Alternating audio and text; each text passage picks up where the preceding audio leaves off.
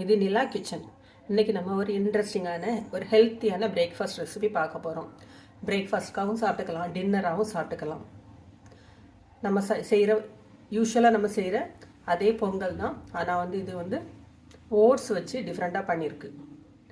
ஓட்ஸில் இதேமாதிரி நீங்களும் செஞ்சு சாப்பிட்டு பாருங்கள். பார்த்துட்டு எப்படி இருக்குன்னு சொல்லிட்டு ஃபீட்பேக் கொடுங்க. அதுக்கு முன்னாடி எல்லாருமே நம்மளோட சேனலை சப்ஸ்கிரைப் பண்ணுங்கள், லைக் பண்ணுங்கள், ஷேர் பண்ணுங்கள், கமெண்ட் பண்ணுங்கள். வாங்க இப்போ எப்படி செய்யலாம் அப்படின்னு சொல்லிட்டு பார்க்கலாம். ரொம்ப ஈஸி, குயிக்காக ஒரு 5 மினிட்ஸில் முடிச்சிடலாம். பேன் அடுப்பில் வச்சுடுங்க. 1 கப் அளவுக்கு ஓட்ஸு, அதை மிதமான தீயில் வறுத்து எடுத்துக்கிடுவோம்.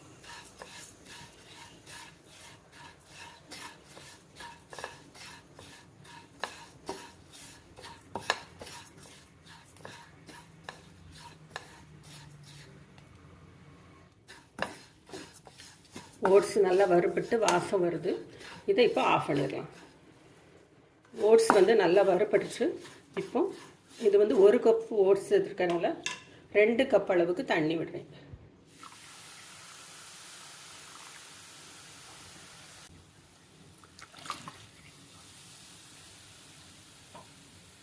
ரெண்டு கப்பு தண்ணிக்கு வேக வச்ச 1/2 கப் அளவு பாசிப்பருப்பு,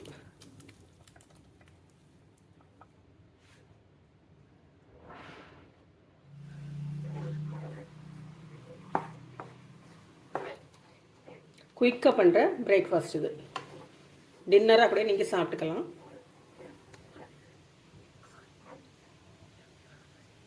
இப்போ தேவையான அளவுக்கு உப்பு போட்டுடலாம். 1/2 டீஸ்பூன் அளவுக்கு உப்பு போடுறேன். உங்கள் டேஸ்ட்டுக்கு நீங்கள் பார்த்து போட்டுடுங்க. பாசிப்பருப்பை வேக வச்சு வச்சிட்டிங்கன்னா லெஸ் தென் 5 மினிட்ஸில் நம்ம ரெசிபி ரெடி ஆயிடும்.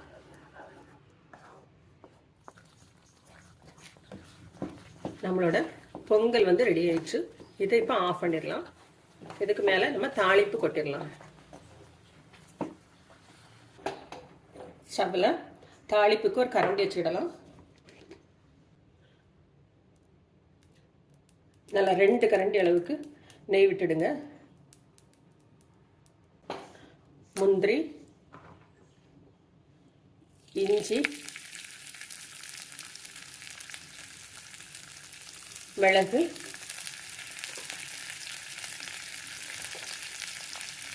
ஜீரகம்,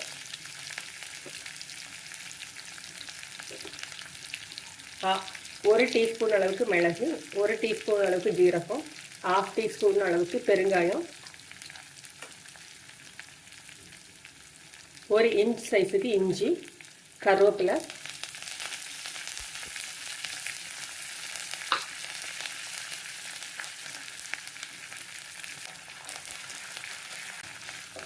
நல்லா கோல்டன் கலர் ஆன உடனே பொங்கல்ல இதை கொட்டிடலாம்.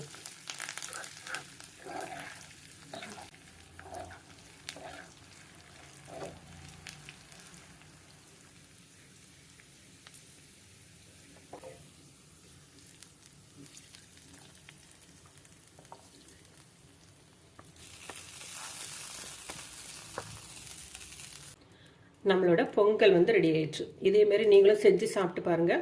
எப்படி இருக்குன்னு சொல்லிட்டு ஃபீட்பேக் கொடுங்க. தேங்க்யூ. ஒருக்க நல்லா கிளறி விட்டுட்டு இப்போ பொங்கலை ஆஃப் பண்ணிடுவோம்.